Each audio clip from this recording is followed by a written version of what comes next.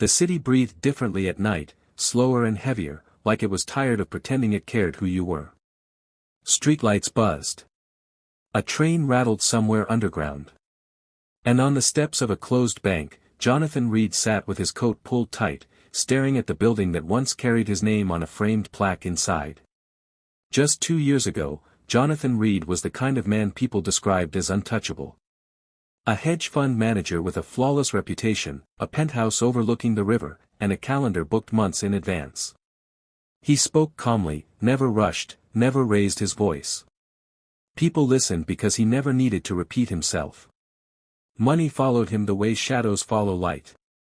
But money had also built a wall around him, and Jonathan hadn't noticed when it started to close in.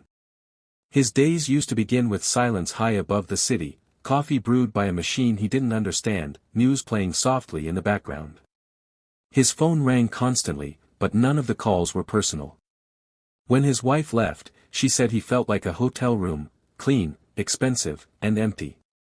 He watched her go without arguing, convinced that success required sacrifice and that emotions were negotiable.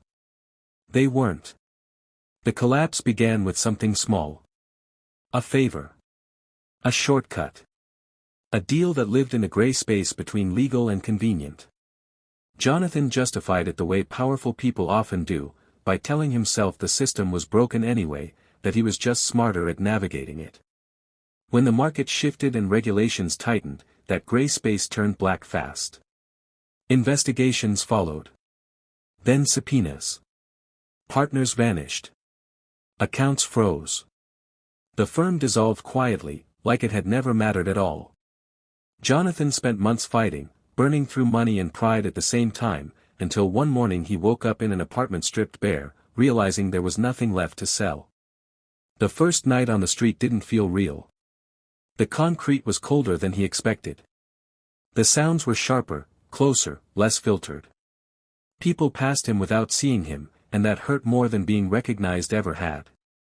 Hunger arrived quickly, changing the way time moved, the way thoughts narrowed. Jonathan learned that dignity didn't disappear all at once. It eroded, slowly, every time you were ignored. Across the city, Maya Collins ended her shift at a laundromat just before midnight. Her hands smelled of detergent no matter how often she washed them. At 38, Maya had learned how to survive without expecting fairness.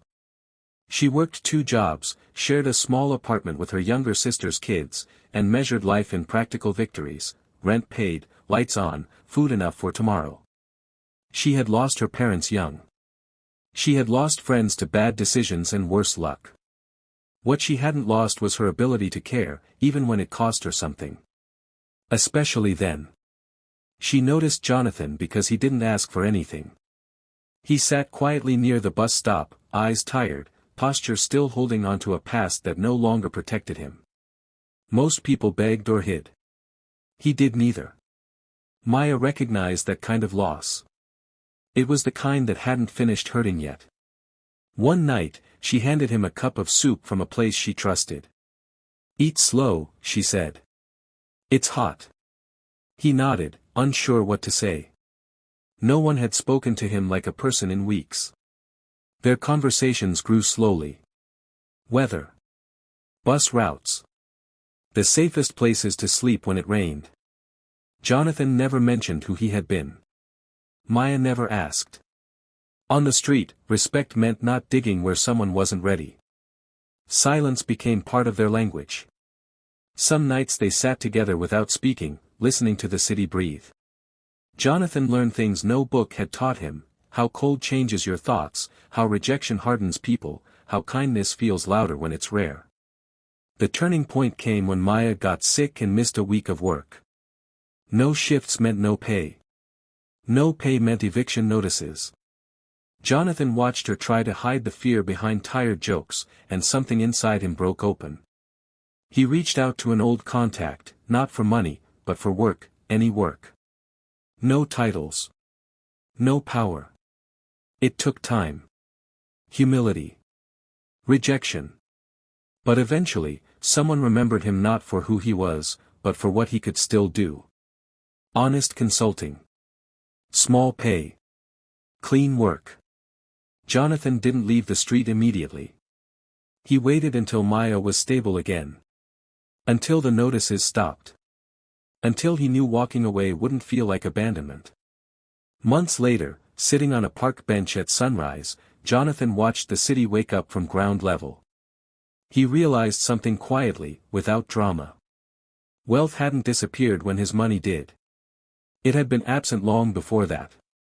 True wealth, he understood now, was being seen when you had nothing to offer, and choosing to see others the same way. The city moved on, as it always did. But this time, Jonathan moved with it, not above, not below, but among.